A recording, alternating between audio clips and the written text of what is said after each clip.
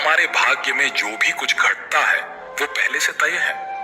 दोस्तों, गरुड़ पुराण में बताया गया है कि मनुष्य के भाग्य में जन्म से मृत्यु तक जो भी घटनाएं घटती हैं वह पहले से तय होती हैं। दोस्तों, मृत्यु और जन्म ही एक ऐसा सत्य है जिसे कोई टाल नहीं सकता, परंतु हम यह नहीं जान पाते हैं कि हमारा भाग्य हमारे जन्म से पहले लिखा जाता है या जन्म के बाद। लेकिन गरुड़ पुराण में जन्म, मरण और कर्म के बारे में विस्तृत जानकारी दी गई है। तो आइए शुरुआत करते हैं गरुड़ पुराण की उस ज्ञानवर्धक प्रस्तुति की जिसमें यह बताया गया है कि मनुष्य का भाग्य कब लिखा जाता है। क्या मनुष्य का भाग्य उसके जन्म से पहले लिखा जाता है या जन्म के बाद? नमस्कार साथियों, गहरे शब्द में आपका स्वागत है। दोस्तों, गरुड़ पुराण के अनुसार हर मनुष्य के जीवन में जो भी कुछ होता है वह जन्म से पहले तय होता है, इसे कोई टाल नहीं सकता। गरुड़ पुराण हमें जन्म मरण से लेकर वर्तमान जीवन कैसे जिएं, यह सभी चीजों के बारे में सिखाता है। आज हम एक कथा के माध्यम से जानते हैं कि हमारा भाग्य जन्म से पहले लिखा जाता है या जन्म के बाद। यह गरुड़ पुराण स्कंद पुराण द्वारा बताया गया है जिसे श्री कृष्ण ने स्वयं नारद को बतलाया था। आज हम उसी कथा को जानेंगे। दोस्तों, एक समय की बात है, द्वारका नगरी में भगवान श्री कृष्ण अपने दिव्य आसन पर विराजमान थे। तभी देवर्षि नारद नारायण नारायण का जाप करते हुए उनके पास पहुंचे। उन्होंने श्री कृष्ण को प्रणाम किया और बोले, हे प्रभु, आप त्रिकालदर्शी हैं। मैंने सुना है कि जो जीव मनुष्य जन्म लेता है क्या उसका भाग्य पहले से लिखा होता है? हे प्रभु, मैं जानना चाहता हूं कि मनुष्य के साथ जो कुछ घटनाएं घटित होती हैं वह उसके जन्म से पहले तय होती हैं या वह अपने पिछले जन्म के कर्मों का फल भोगता है। क्या यह सत्य है या हम अपनी मेहनत और कर्मों से इसे बदल सकते हैं? भगवान श्री कृष्ण नारद की बात सुनकर मुस्कुराए और बोले, हे नारद, आपका यह प्रश्न बहुत ही गुणकारी और महत्वपूर्ण है। यह प्रश्न मानव जाति के जन्म, कर्म और मृत्यु पर आधारित है। फिर श्री कृष्ण बोले, हे नारद, मैं तुम्हें एक कथा सुनाता हूं जो न केवल तुम्हारे इस प्रश्न का उत्तर देगी बल्कि हर मनुष्य के लिए एक चेतावनी और प्रेरणा भी होगी। तुम इस कथा को पूरे ध्यान पूर्वक सुनो। देवर्षि नारद ने कहा, हे प्रभु, मैं इस कथा को पूरे ध्यान पूर्वक और अंत तक सुनूंगा। कृपया आप यह कथा सुनाएं। फिर श्री कृष्ण ने नारद को कथा सुनानी शुरू की। उन्होंने कहा, हे नारद, प्राचीन काल में एक विशाल और समृद्ध राज्य था जिसका नाम अभयपुरी था। उस राज्य का शासक राजा धर्मेश प्रताप था। राजा धर्मेश प्रताप अत्यंत धर्मात्मा और न्यायप्रिय था। वह सदैव अपने राज्य की प्रजा के कल्याण के लिए कार्य करता था और धर्म का पालन करता था।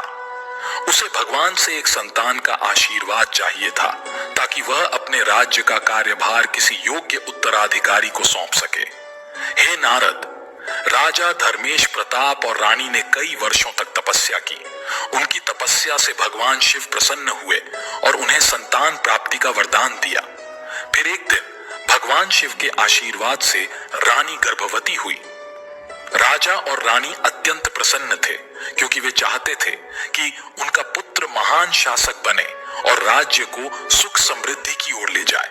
परंतु जब रानी ने पुत्र को जन्म दिया तो वह बच्चा विकलांग और शारीरिक रूप से कमजोर था। उसके शरीर की हड्डियां टूटी हुई थीं और वह शारीरिक रूप से अक्षम था। राजा धर्मेश प्रताप का दिल टूट गया। उसने भगवान से यह सवाल पूछा कि ऐसा क्यों हुआ। तब राजा ने भगवान श्री कृष्ण से मिलने का निर्णय लिया और अपने दुखों को साझा करने के लिए उनके पास पहुंचा। राजा ने भगवान से पूछा, हे प्रभु, मैंने इतनी तपस्या की, यज्ञ किए, फिर भी मेरे पुत्र का जन्म विकलांग क्यों हुआ? मैंने भगवान शिव से आशीर्वाद लिया था, फिर ऐसा क्यों हुआ? क्या यह मेरे भाग्य में पहले से लिखा हुआ था? श्री कृष्ण मुस्कुराए और बोले, हे राजा, तुम सही कहते हो कि तुम्हारा पुत्र विकलांग जन्मा है। क्या तुम जानते हो कि तुम्हारे पुत्र का जन्म इस प्रकार क्यों हुआ? यह तुम्हारे द्वारा किए गए पूर्व जन्मों के कर्मों का फल है। यह तुम्हारे पिछले जन्म के कर्मों का परिणाम है जो तुम्हारे भाग्य में लिखा हुआ था। लेकिन इसका कारण यह नहीं है कि तुम्हारा भाग्य पहले से ही पूरी तरह निश्चित था। यह घटना तुम्हारे और तुम्हारे पुत्र के कर्मों का फल है जो उसके पिछले जन्मों से जुड़ा हुआ है। राजा ने आश्चर्यचकित होते हुए पूछा, हे प्रभु, क्या भाग्य वास्तव में पहले से लिखा होता है? श्री कृष्ण ने कहा, जन्म, मृत्यु और जीवन के उतार चढ़ाव पहले से निर्धारित होते हैं, लेकिन जो कर्म हम करते हैं वे हमारे भाग्य को बदल सकते हैं। जिस दिन तुम्हारे पुत्र का जन्म हुआ उस दिन तुम्हें एक विशेष संतान का वरदान प्राप्त हुआ था, लेकिन उस संतान को चुनौतियां मिलना आवश्यक था ताकि वह अपने जीवन में धैर्य, साहस और पराक्रम को विकसित कर सके। उसका भविष्य केवल उस समय के कर्मों से नहीं बना था, बल्कि यह तुम्हारे पिछले जन्मों के कर्मों का परिणाम था। श्री कृष्ण ने राजा से कहा, हे राजन, भाग्य और कर्म में बहुत गहरा संबंध है। हमारे कर्म ही हमारे भाग्य का निर्माण करते हैं। यही कारण है कि हमें जीवन में अपने कर्मों को सदैव धर्म और सत्य के मार्ग पर रखना चाहिए। श्री कृष्ण ने कहा, हे राजन, जो कुछ भी तुम्हारे जीवन में घटित होता है वह तुम्हारे पिछले जन्म के कर्मों का परिणाम है।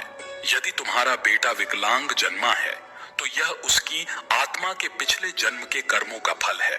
जब तुम एक पुण्यात्मा के रूप में जन्म लेते हो तो तुम्हारे जीवन में कठिनाइयां और संघर्ष अवश्य होंगे। इस दुनिया में हर आत्मा को कुछ न कुछ कष्ट भोगना पड़ता है ताकि वह अपने पिछले कर्मों को समाप्त कर सके। लेकिन याद रखो, तुम्हारे बेटे के जीवन में जो कठिनाइयां हैं वे उसकी परीक्षा हैं। यदि वह धैर्य और साहस से इन कठिनाइयों का सामना करता है तो वह अपने भाग्य को बदल सकता है। एक दिन वह वही कार्य करेगा जिसकी कल्पना तुमने अपने जीवन में की थी। दोस्तों, फिर राजा धर्मेश प्रताप ने पूछा, हे प्रभु, क्या मैं और मेरा पुत्र अपने भाग्य को बदल सकते हैं? श्री कृष्ण ने उत्तर दिया, बिल्कुल, तुम दोनों ही अपने भाग्य को बदल सकते हो। तुम्हारे बेटे के जन्म के समय जो विकलांगता थी वह उसके कर्मों का फल था, लेकिन उसका भविष्य तुम्हारे अच्छे कर्मों पर निर्भर करता है। यदि तुम उसे साहस, धैर्य और आत्मविश्वास से भर दोगे तो वह अपने भाग्य को बदल सकता है। तुम्हारे अच्छे कर्मों के परिणाम स्वरूप वह एक दिन महान बनेगा और राज्य का भार संभालने में सक्षम होगा। दोस्तों, फिर भगवान श्री कृष्ण ने आगे कहा, भाग्य एक चक्र के समान है जो कर्मों के आधार पर